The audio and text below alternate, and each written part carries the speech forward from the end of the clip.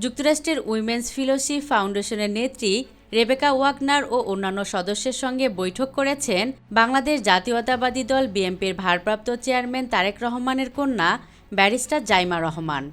যুক্তরাষ্ট্রের ওয়াশিংটন ডিসিতে এ বৈঠক অনুষ্ঠিত হয়।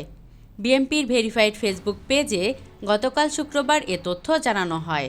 বৈঠকে বাংলাদেশ যুক্তরাষ্ট্র সম্পর্ক, আন্তর্জাতিক সহযোগিতা এবং বিশ্ব শান্তি ও সমৃদ্ধির বিষয়ে আলোচনা হয়েছে বলে জানানো হয়েছে।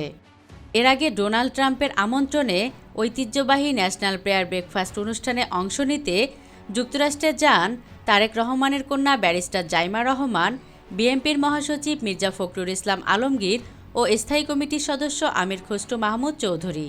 তবে জাইমা রহমান তারেক রহমানের প্রতিনিধি হিসাবে ন্যাশনাল প্রেয়ার ব্রেকফাস্ট অনুষ্ঠানে যোগ দেন।